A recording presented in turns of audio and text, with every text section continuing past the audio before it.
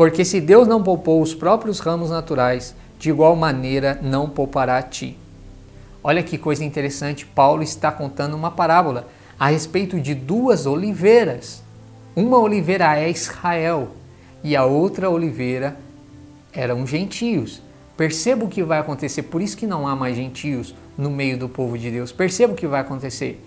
Paulo está contando uma metáfora que está nas Escrituras e que acontecia na agricultura de Israel. O que acontecia? Eu vou te explicar. Quando uma árvore, uma oliveira, não estava gerando frutos, então os ramos dela era podado. O agricultor saía da terra de Jerusalém e ia até a Galiléia ou uma outra terra e pegava de uma oliveira brava, esse era o nome, de uma oliveira diferente, ele podava ela, cortava ela e trazia os seus ramos para enxertar na oliveira principal. E o que acontecia na agricultura? Aquela oliveira que não estava mais produzindo frutos, passava a produzir frutos. Então, de duas oliveiras, era feita apenas uma oliveira. É isso que o apóstolo Paulo está dizendo, meus irmãos. O apóstolo Paulo está dizendo que Israel e os gentios eram oliveiras diferentes, mas que ambos foram enxertados. Muitas pessoas dizem para mim, que a oliveira é Jesus, não é o que está escrito nas Escrituras. Muitas pessoas confundem o texto e você não pode confundir. Jesus, no evangelho que está escrito por João, ele diz que ele é a videira verdadeira. Ele não diz que é a oliveira. Eu quero ler com você que a oliveira é Israel. Perceba o que está escrito em Jeremias 11, versos 13 até o verso de número 17, do verso 13 ao 17, e veja de onde Paulo tirou Romanos 11. Porque segundo o número das tuas cidades são os teus deuses, ó Judá, e segundo o número das tuas ruas de Jerusalém, levantastes altares à imprudência, altares para queimardes incenso a Baal. Tu, pois, não ores por este povo, nem levantes por ele um clamor, nem oração, porque não os ouvireis no tempo em que eles clamarem a mim, por causa do seu mal. Que direito tem a minha amada na minha casa, visto que com muitos tem cometido grande lascívia? Crês que os sacrifícios e as carnes santificadas poderão afastar de ti o mal? Então saltarias de prazer. Denominou-te o Eterno oliveira verde, formosa por teus deliciosos frutos. Mas agora a voz de um grande tumulto acendeu fogo ao redor dela, e se quebraram os seus ramos. De quem é que Paulo estava falando? De Israel. Quem é a oliveira? É Israel. Veja o que o profeta Jeremias disse, Jeremias 11, dos versos 13 ao 17. Oliveira verde, o Eterno te denominou, formosa por teus deliciosos frutos, mas agora a voz de um grande tumulto acendeu fogo ao redor dela, e se quebraram os seus ramos. Você acha que Paulo inventou Romanos 11? Ou ele tirou dos profetas? Porque o Senhor dos Exércitos que te plantou pronunciou contra ti o mal, pela maldade da casa de Israel e da casa de Judá, para si mesmo fizeram, pois me provocaram a ira, queimando incenso a Baal. Que coisa tremenda, meus amigos.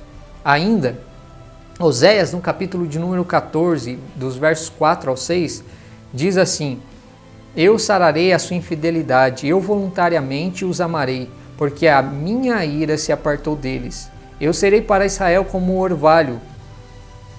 Ele florescerá como lírio e lançará suas raízes como Líbano. Estender-se-ão os seus galhos e a sua glória será como a da oliveira e a sua fragrância como a do Líbano. Oséias 14, dos versos 6 ao verso 11. Então perceba que por toda a Escritura, tanto as oliveiras quanto os candeeiros são a igreja do Senhor, a igreja reunida a Israel. Na verdade, os dois agora são um só povo. Efésios 2 fala disso.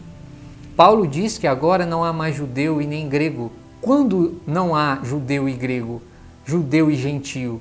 Quando os dois estão conectados, quando os dois se tornam um.